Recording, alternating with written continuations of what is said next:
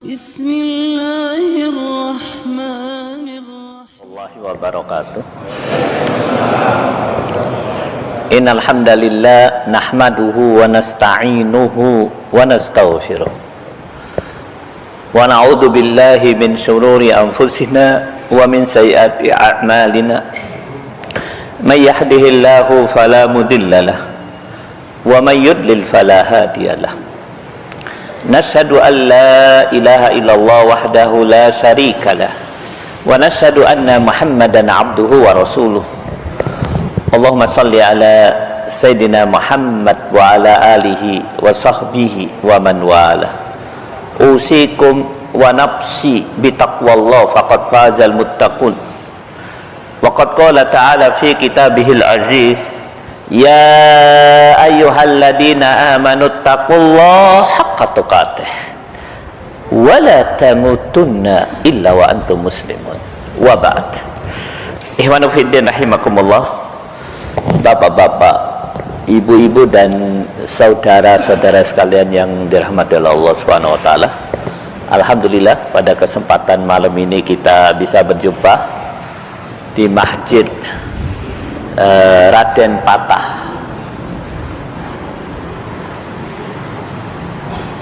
apa nama Dalung Sari, Andes, Surabaya. Kalau nggak salah saya dulu pernah ngisi di sini, tapi sudah lama, 7 tahun yang lalu, pengajian hari Ahad ya, nggak salah. Mudah-mudahan perjumpaan kita ini mendapatkan manfaat. Kita mendapatkan manfaat di hadapan pengadilan Allah Subhanahu wa taala. Kemudian selanjutnya saya wasiatkan pada diri saya juga pada semuanya, marilah kita tingkatkan takwa kepada Allah Subhanahu wa taala. Ibnu fiddin rahimakumullah. Manusia siapapun dia, dimanapun dia berada, dia mempunyai 3 potensi. Dan 3 potensi ini selalu digunakan manusia untuk menyelesaikan urusannya, untuk memudahkan urusannya.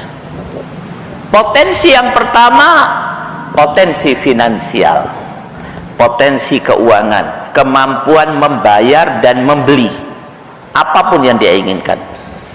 Ini yang pertama. Yang kedua, potensi koneksitas, mempunyai jaringan hubungan persahabatan yang bagus dengan orang-orang yang telah dia bina sebelumnya. Dan yang ketiga adalah potensi meminta dan mendapatkan rasa kasihan dan iba orang lain. Dan 3 potensi ini selalu digunakan manusia untuk memudahkan urusannya. Contohnya, saya berangkat ke Jakarta, atau saya berangkat ke Amerika, atau saya berangkat ke Saudi Arabia, supaya urusan saya mudah, saya bawa uang. Potensi finansial. Makin banyak duit yang saya bawa, makin besar kemampuan saya untuk membeli dan membayar, selesai urusan saya, makin beres urusan saya. Ini namanya potensi finansial. Kalau tidak punya potensi finansial, tenang, ada potensi yang kedua, yaitu potensi koneksitas. Saya di Jakarta, di Amerika, di Saudi Arabia, bagaimana caranya supaya urusan saya beres? Gampang, koneksi, telepon kawan, hubungi kenalan, urusan saya beres. Makin banyak kawan saya, makin hebat kawan saya, makin beres urusan saya. Nah, kalau tidak punya potensi koneksitas, apa yang digunakan oleh seseorang untuk selesai urusannya? Gampang, ada potensi yang ketiga. Apa itu? Potensi mengharapkan bantuan dan rasa iba orang lain. Maksudnya, nih saya ke Jakarta, ke Saudi Arabia, ke Amerika, supaya urusan saya beres. Bagaimana? Gampang. Saya pakai baju yang jelek, duduk di perempatan jalan sambil sakwalase. Makin hebat kemampuan saya menarik rasa iba seseorang, makin beres urusan saya. Dalam bentuk yang lebih canggih, membuat surat proposal bantuan. Makin canggih tulisan saya, makin beres urusan saya. Nah, itulah 3 potensi yang selalu digunakan manusia supaya urusannya beres. Potensi finansial, potensi koneksitas, dan potensi menarik rasa iba serta belas kasihan seseorang. Masalahnya bapak-bapak sekalian, persoalannya bapak-bapak sekalian adalah ada satu perjalanan yang pasti kita datangi, kita pasti menjadi peserta. Cuman sayang, di perjalanan tersebut 3 potensi tersebut tidak laku.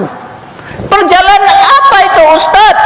Qala ta'ala fi kitabihil aziz. Allah berfirman di dalam surat Al-Baqarah 254, ya ayyuhalladzina amanu anfiqu mimma razaqnakum min qabli ayyatiya ahadakum min qabli ayyatiya yaumun la bay'un fih wala khulla wala syafa.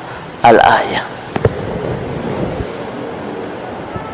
Mungkin kita tidak pernah ke Jakarta, dan tidak ke Jakarta tidak ada masalah, atau tidak pernah ke Saudi Arabia, tidak pernah ke Saudi, tidak ada masalah, ataupun Amerika. Tapi pada perjalanan ini pasti kita akan sampai. Perjalanan apa itu? Menuju kepada kehidupan yang sebenarnya. Hiyal hayawanat, kata Allah. Hiyal hayawan, dialah hidup yang sebenarnya, yaitu menuju akhirat, menuju Allah Subhanahu wa taala. Pada perjalanan tersebut kita pasti ikut, pasti menjadi peserta. Hiyal hayawan, ialah kehidupan yang sebenarnya. Cuman sayang, pada perjalanan tersebut la bai' wala khullah wala syafa'ah. Tidak ada jual beli, tidak ada persahabatan, dan tidak ada bantuan atau syafaat. Ustaz, saya punya potensi koneksitas, bisa nggak saya gunakan untuk memudahkan urusan saya di akhirat, di perjalanan itu? La baik, kata Allah, tidak bisa. Betapapun besarnya potensi kau, mandul, tidak ada manfaatnya. La baik, tidak ada jual beli, tidak ada transaksi, tidak ada yang bisa dibeli, tidak ada penjual, tidak ada pembeli, tidak ada uang. La baik. Bahkan Allah Subhanahu wa taala menjelaskannya dalam bentuk yang sangat serius. Apa kata Allah? Nanti sampai rumah dibaca. Bapak-bapak sekalian, nasihat saya buat Anda sekalian, juga buat saya, kalau ada kajian itu dicatat. Besok-besok buat catatan. Makin canggih seseorang, makin pandai seseorang, makin haus dia mencari hidayah Allah, di kantong dia ada catatan dan bolpen. Catat. Saya ngisi pengajian pada bapak-bapak ini, catatan saya 20-30 tahun yang lalu masih ada manfaatnya. Ya, ada yang saya bawa.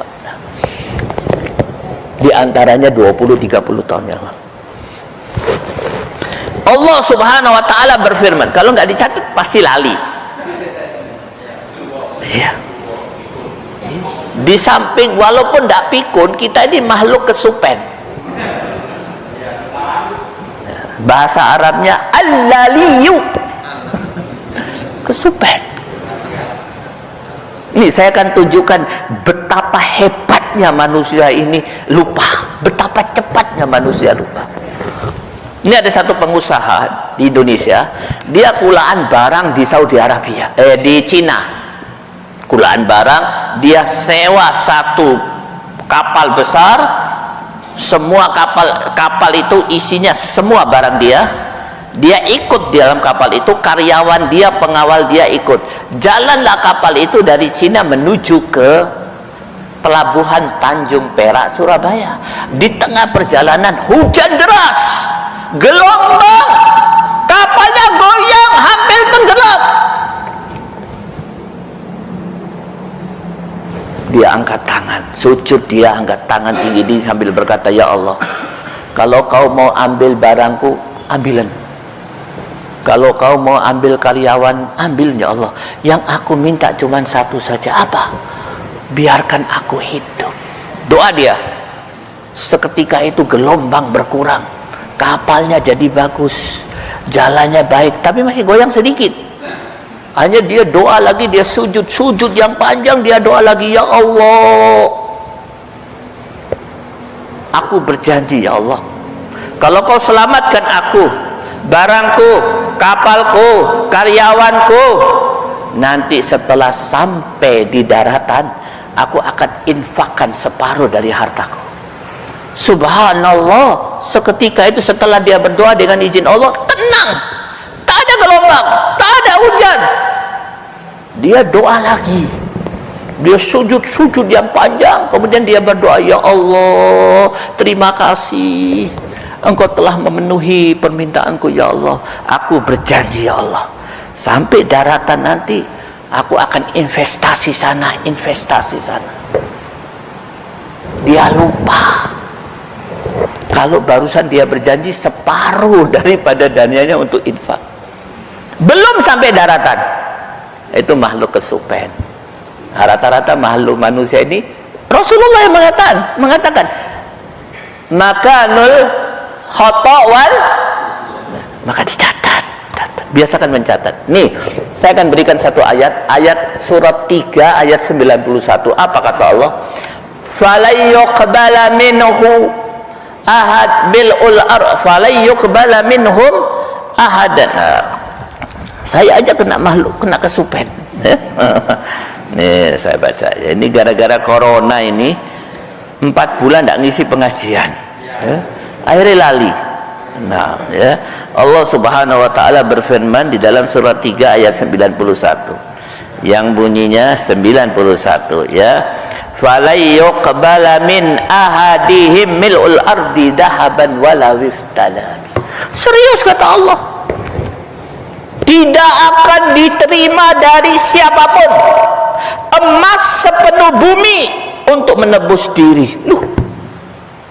Pak, tidak ada harta yang lebih hebat daripada emas, maka disebut logam. Di puncak kualitas emas, emasnya sepiro, salepe bukan, sapiring bukan, sagudang bukan, sa Surabaya bukan, sa Indonesia bukan, mil'ul ard, sepenuh bumi. Tidak ada wadah yang lebih besar dari bumi. Ada di puncak kuantitas, emas di puncak kualitas, sepenuh bumi di puncak kuantitas, untuk kepentingan sepenting-pentingnya kepentingan, yaitu menebus diri. Apa kata Allah? Lam yuqbal, tidak diterima. Maka potensi finansial hatam, tidak boleh. Ustaz, saya punya koneksi. Apa kata Allah? La bay'un wala khullah. Di akhirat nanti tidak ada kawan, tidak ada koneksi. Bahkan Allah Subhanahu wa taala menjelaskan dalam bentuk yang lebih maksimal. Apa kata Allah? Catat baik-baik. Surat 80 ayat 33 sampai 36. Apa kata Allah? Fa idza ja'atis sakha yauma yafirrul mar'u min akhi wa ummihi wa abihi wa sahibatihi wa bani likulli imri'in minhum yauma idin sya'anu. Pak, menurut ayat ini ada 5 manusia yang paling kita cintai dan yang paling mencintai kita. Paling kita cintai, naam, dan paling mencintai kita siapa? Bapak, ibu, saudara, anak, istri, atau kalau bagi wanita suami. Apa kata Allah pada hari itu? Yafirru minna. Serius. Yang paling kita cintai dan yang paling mencintai kita lari dari kita. Kenapa lari? Semua memikirkan urusannya, tidak lagi memikirkan kita.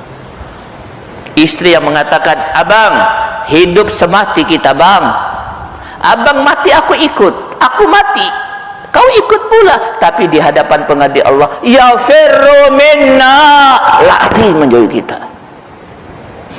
Ibu yang bapak yang tiap hari waktu kita kecil, timang anakku sayang, pada hari itu yafirru la khullah, tidak ada persahabatan, wala syafa'ah, dan tidak ada syafaat bantuan kecuali sedikit yang Allah siapkan pada orang-orang tertentu, tapi secara umum tidak ada. Maka ya wafiddin rahimakumullah, ini mukaddimah dari saya, dan ini bagian yang penting di dalam pelajaran akidah atau tauhid. Apa itu? Di hadapan pengadilan Allah tidak ada yang bisa kita sandarkan untuk membantu kita. Bahkan, serius ini, bahkan cenderung tidak menolong kita, cenderung merugikan kita. Siapa yang merugikan kita? Hatta tubuh kita merugikan kita. Allah Subhanahu wa taala berfirman, surat Yasin ayat 65. Bapak semua hafal. Al-yawma nakhtimu ala afwahihim wa tukallimuna wa tashhadu arjuluhum bima kanu. Pada hari itu di pengadilan Allah nih Pak, mungkin pengadilan di dunia kita bisa tidak menjadi pesakitan, tapi di pengadilan Allah semua jadi pesakitan.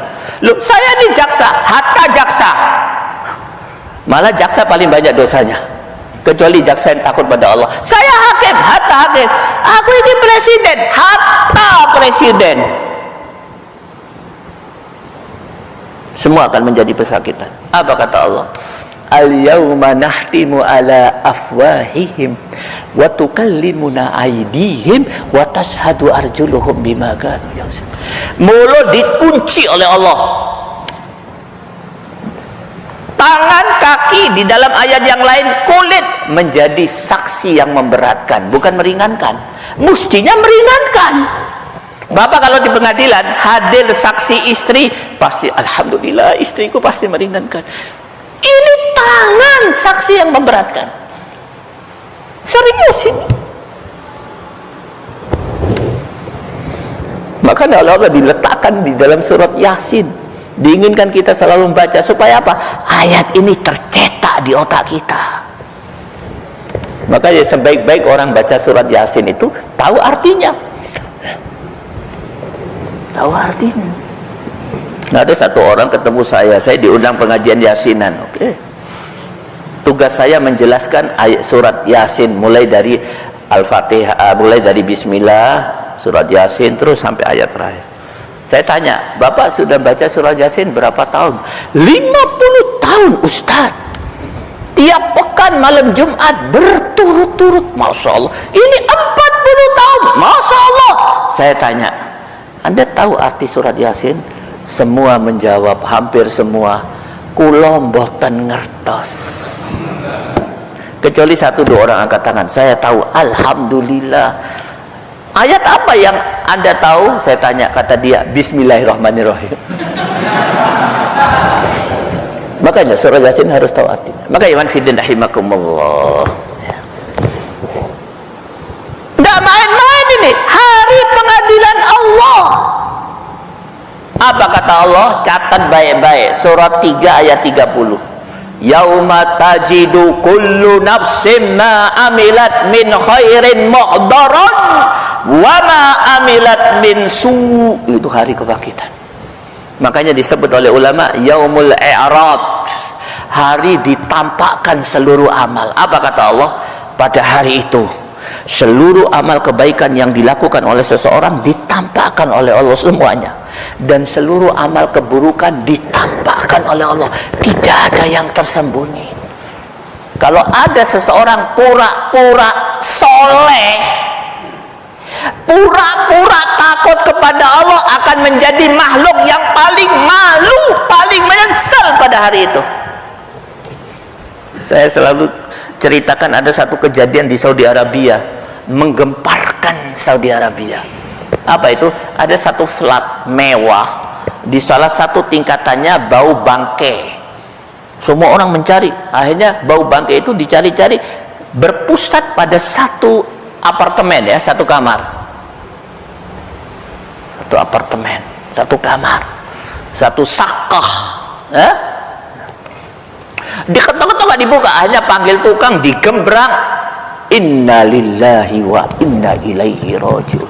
Di tengah rumah tersebut ada seseorang pakai gamis putih, tidur, ternyata sudah meninggal, dan perutnya sudah meletus, ternyata sudah lama meninggal, bau-bau sekali.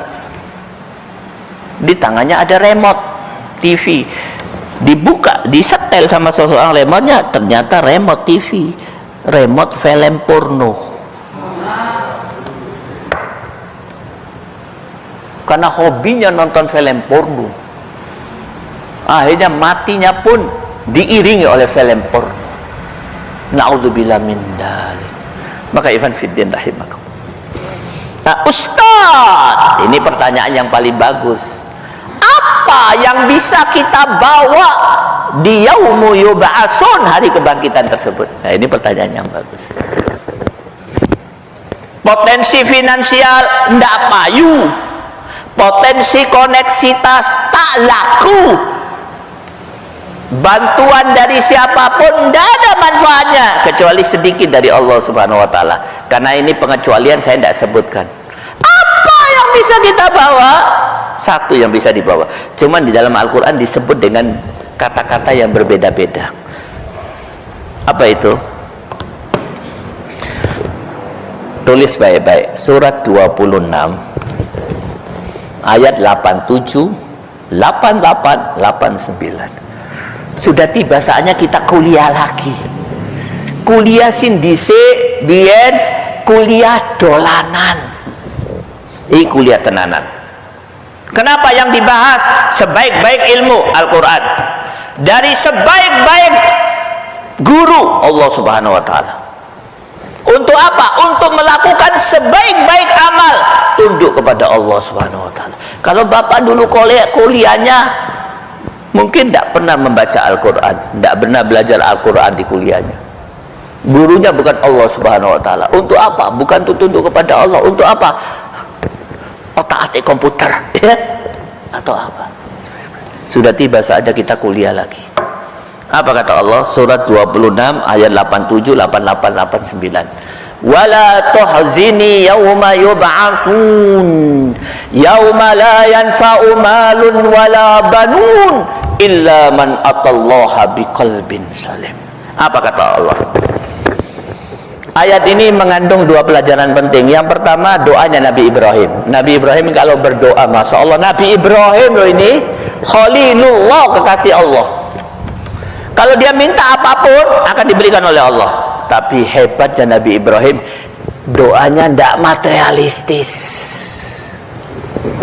Ya Allah, aku minta gunung itu, akan diberi oleh Allah. Tapi tidak. Apa yang diminta? Wala tukhzini yauma yub'atsun. Ini pelajaran, Pak. Kekasih Allah mintanya apa? Aku minta satu saja, ya Allah. Apa? Jangan hinakan aku pada kehidupan yang sebenarnya, hari kebangkitan. Kalau orang sekarang minta apa? Ya Allah, Innova, ya Allah. Dia nggak tahu kalau Innova itu bawa dia ke neraka. Ya Allah, mudah-mudahan anakku kuliah di UI kedokteran. Dia tidak tahu, justru anaknya UI di kedokteran itu akhirnya menjadi anak yang rusak, bukan anak soleh. Dia nggak tahu, sok tahu. Doa yang betul bagaimana? Minta rezeki, detailnya urusan Allah. Minta anak soleh. Rabbana hablana min azwajina dzurriyyatina qurrata a'yun waj'alna lil muttaqina imama. Jangan materialistis. Nah, Pelajaran yang kedua, Allah menjelaskan definisi hari kebangkitan. Apa definisinya? La yanfa'u malun wala banun illa man atallaha biqalbin salim. Tidak bermanfaat harta dan banun. Banun itu artinya 3. Anak, bisa juga karyawan, anak buah, bisa juga adalah kedudukan. Tidak ada manfaatnya kecuali apa? Illa man atallaha biqalbin salim, kecuali orang-orang yang membawa hati yang sehat atau selamat. Dari ayat ini maka para ulama mengambil satu kesimpulan, sesuatu bawaan kita yang akan menyelamatkan kita di pengadilan Allah dengan izin Allah, qalbun salim, hati yang sehat, hati yang selamat.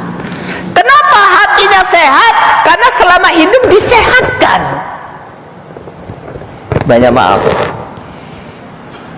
maaf, hari ini banyak manusia termasuk kaum muslimin yang dipikirkan kesehatan badan, maka dia minum vitamin segala macam, tapi kesehatan hati dilupakan. Ya, padahal apa kata Rasulullah? Inna fil jasadi mudghah idza saluha saluhal jasadu kulluh wa idza fasadat idza saluhat saluhal jasadu kulluh wa idza fasadal jasadu kulluh. Ketahuilah, di dalam tubuh kalian ada segumpal daging namanya qalb. Kalau dia sehat, sehat seluruh badanmu. Tapi kalau dia sakit, sakit seluruh badanmu. Kelemahan manusia, kelemahan kaum muslimin, kelemahan kita, kecuali mereka yang mendapat rahmat Allah, adalah lebih mementingkan, memikirkan kesehatan badan daripada kesehatan hati. Sekarang ini yang dipikirkan imun badan, bukan imun hati.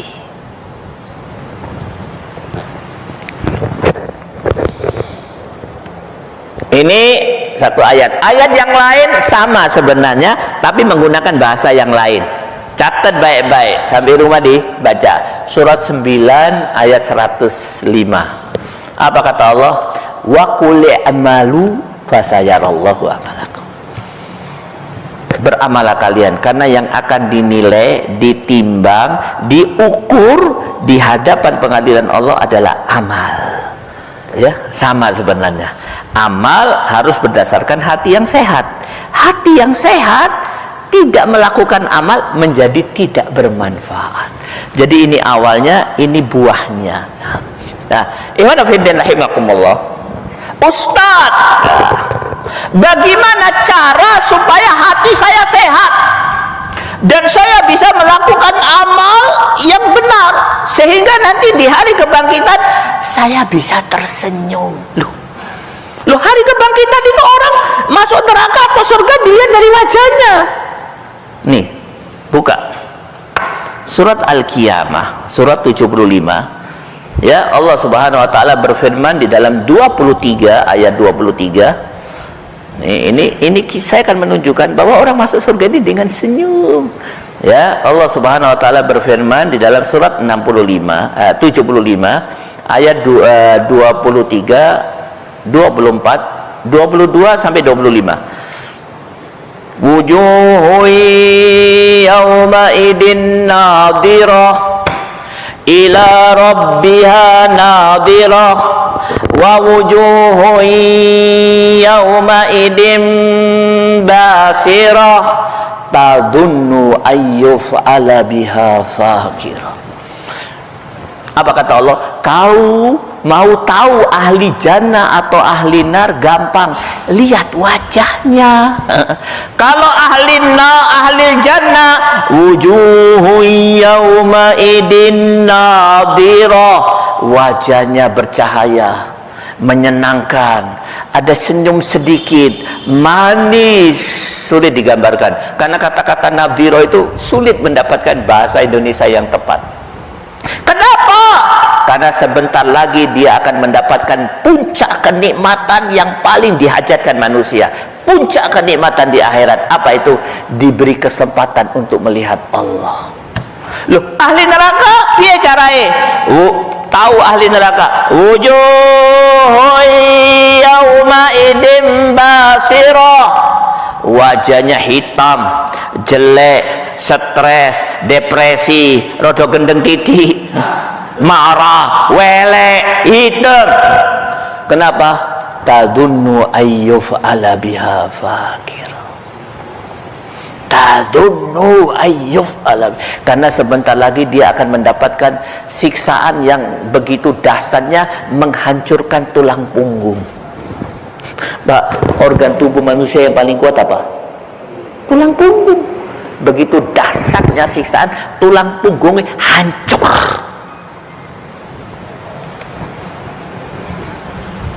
Ustaz, amalan apa supaya di pengadilan Allah kita ini nadiro?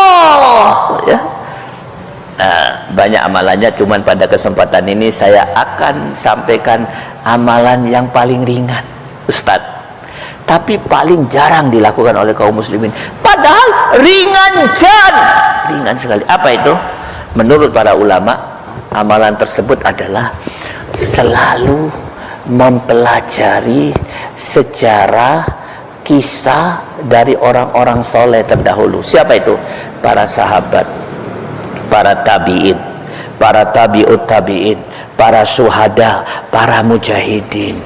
Dengan mempelajari kisah mereka, mempercepat kita untuk menjadi orang yang siap menghadapi pengadilan Allah. Ini ada seorang ulama namanya Ibnu Mubarak. Ibnu Mubarak ini kalau habis sholat isya sama temennya diajak cangkruan. Tahu cangkruk? Habis sholat isya biasanya duduk di situ, biasanya kopi keluar. Makanan hangat Surabaya itu apa? Ronde, angsle, diajak. Apa kata Ibnu Mubarak? Ta'al ya Ibnu Mubarak, ijlis mana? Ronde maujud, angsle maujud. Apa kata Ibnu Mubarak? Lah, percuma kalau duduk sama kalian. Loh, kenapa? Pasti topik utamanya bola. Min to'am ila to'am ila to'am, topiknya makanan. Min Yamaha ila Honda, min Persibaya ila Arema. Kalau kita pakai bahasa sekarang, aku tidak mau duduk sama kalian. Lebih bagus aku duduk dengan manusia yang lebih terhormat, yaitu dengan para sahabat. Ketawa teman-temannya, sahabat wis mati kabeh, kau mau duduk gimana? Aku buka sirohnya.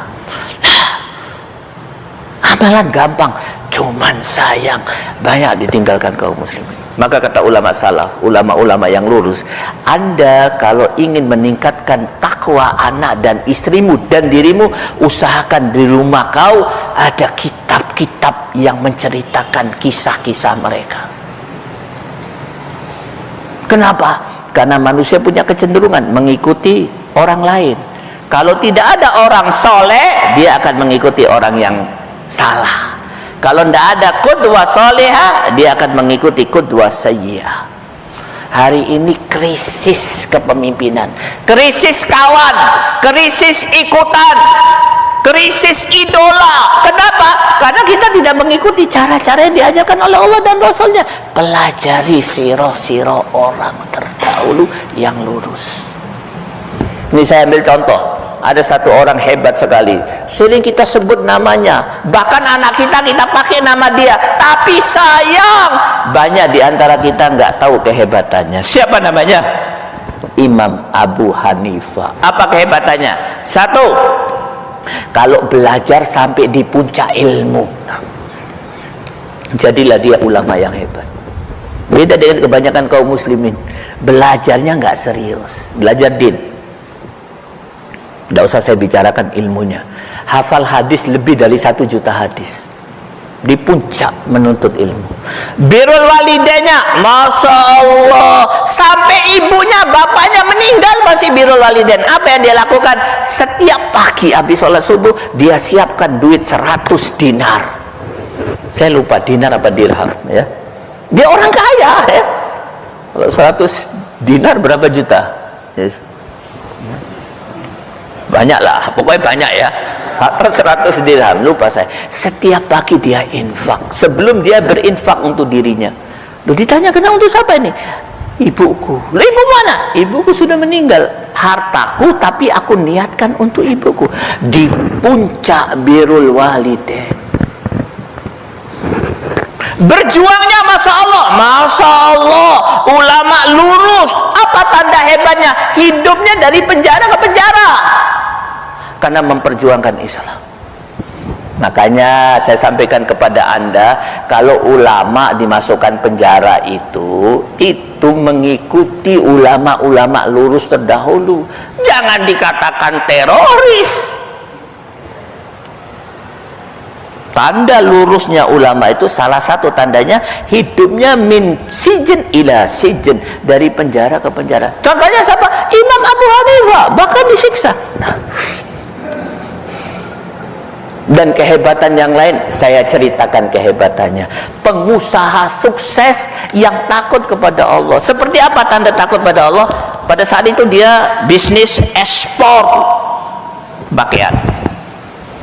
Kebetulan karena dia sibuk bisnis, dia tidak bisa ikut ekspor, diantar oleh partnernya. Berangkatlah partnernya.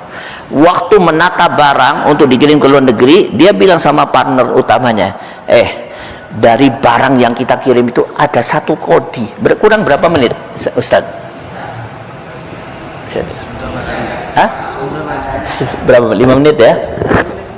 Nah, dia bilang sama partnernya, partner, ingat, barang yang kita kirim itu ada satu kodi itu jelek, KW. Terus gratiskan aja. Kalau kau jual harga murah. Naam. Berangkatlah partnernya beberapa pekan atau beberapa bulan, kembali. Barangnya habis semua. Waktu kembali, Assalamualaikum, waalaikumsalam. Apa pertanyaan pertama? Bukan kayak kita, kalau kita bertanya untungnya biro. Kalau dia enggak, barang yang BS kemarin KW kau gratiskan atau kau gratiskan apa enggak? Waduh, lali aku, kata. Lupa saya. Kenapa kau jual dengan harga yang sama dengan yang lain? Itu kan sudah rusak. Saya sudah katakan sama kau, gratiskan. Lupa saya. Musibah. Apa yang dia lakukan sambil menangis? Dia berkata, semua keuntungan penjualan kali ini aku infakkan untuk kaum muslim. Di puncak ketakutan kepada Allah. Ini zaman fitnah, Pak. Salah satu tandanya sulit mencari pedagang yang takut kepada Allah. Kalau bisa menipu, kenapa harus jujur? Kecuali pedagang yang takut kepada Allah Subhanahu wa taala. Maka iman fiddin rahimakumullah. Bagaimana supaya kita bisa mengikuti mereka? Baca kisah mereka. Dan dengan membaca kisah mereka, insya Allah kita akan mempersiapkan sesuatu yang diperlukan nanti di perjalanan menuju hari kebangkitan. Mawa qalbun salim, hati yang sehat, hati yang selamat. Mawa amal. Nah, ini yang pertama. Yang kedua, belajar akidah. Ya, kenapa? Karena akidah itu dasar segala-galanya. Ibadah seseorang menjadi tidak bermanfaat kalau akidahnya tidak benar. Akhlaknya menjadi tidak bermanfaat. Dalilnya mana? Nih, Allah berfirman di dalam surat Az-Zumar ayat 65. Ya, surat Az-Zumar yaitu surat ke-39, ya, ayat 65. Allah Subhanahu wa taala berfirman, ya, ini dalil kenapa kita harus belajar akidah. Apa kata Allah? Walaqad uhiya ilaika wa ilal ladina min qablik la in asyrakta la yahbatanna amaluka wa la takunanna minal khasirin. Lupa, serius sekali, serius. Apa kata Allah? Muhammad, Allah yang mengatakan, aku telah wahyukan kepada kau dan semua nabi sebelum kau, semuanya, la in asyrakta la yahbatanna amaluka. Kalau kau syirik sedikit pun, tes seluruh amalmu tidak akan aku terima, runtuh amalmu dan kau akan menjadi orang yang rugi. Di antara ulama mengartikan orang yang rugi itu masuk neraka. Rasulullah amalannya segede gunung, kena tes kesirikan, runtuh amalannya dan akan menjadi orang rugi. Maka ikhwan fillah rahimakumullah, di sini penting belajar akidah. Kenapa hal ini saya sampaikan? Banyak maaf, kita hidup pada satu kehidupan, satu masyarakat, pelajaran akidah nomor 2, pelajaran selain akidah nomor 1. Akhirnya muncullah orang-orang Islam yang sholat tapi tidak faham akidah, sholat tapi melakukan kesyirikan, umrah tiap bulan tapi dia tidak faham bagaimana apa itu hak Allah yang harus dia penuhi dan apa kewajiban dia di hadapan Allah Subhanahu wa taala. Karena akidah mengajarkan hak Allah apa, kewajiban kau apa di hadapan hak tersebut. Mungkin itu saja yang bisa saya sampaikan. Mudah-mudahan apa yang saya sampaikan bisa memberikan manfaat bagi diri saya juga buat semuanya. Sebelum saya akhiri, apa yang saya sampaikan bisa difahami, Pak? Bisa ya? Jelas? Mari kita berdoa pada Allah Subhanahu wa taala. Semoga apa yang kita lakukan ini memberikan manfaat bagi kita di sisa umur kita. Mari kita tutup dengan doa. Alhamdulillahirabbil alamin. Alhamdulillahirabbil alamin, ya hayyu ya qayyum ya dzal jalali wal ikram. Allahumma shalli ala Muhammad wa ala ali Muhammad.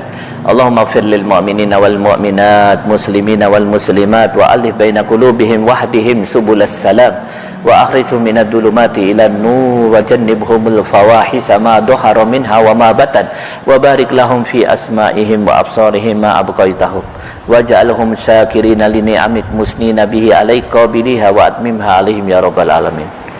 Rabbana dolamna anfusana wa illam taghfir lana wa tarhamna lanakunanna minal khasirin. Rabbana la tuzigh qulubana ba'da idh hadaitana wa hab lana min ladunka rahmah innaka antal wahhab.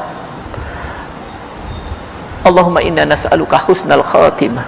Allahumma arzuqna taubatan nasuhan qabla al-maut. Rabbana la tuzighna fi yaumi yub'atsun. Rabbana atina fid dunya hasanah wa fil akhirati hasanah wa qina adzabannar. Allahumma inna na'udzubika minal baras wal junun wal judam wa min sayyi'il asqam. Rabbana atina fid dunya hasanah wa fil akhirati hasanah wa qina adzabannar. Subhana rabbika rabbil izzati amma yasifun wa salamun alal mursalin walhamdulillahi rabbil alamin. Wabillahi taufiq wal hidayah. Wassalamualaikum warahmatullahi wabarakatuh.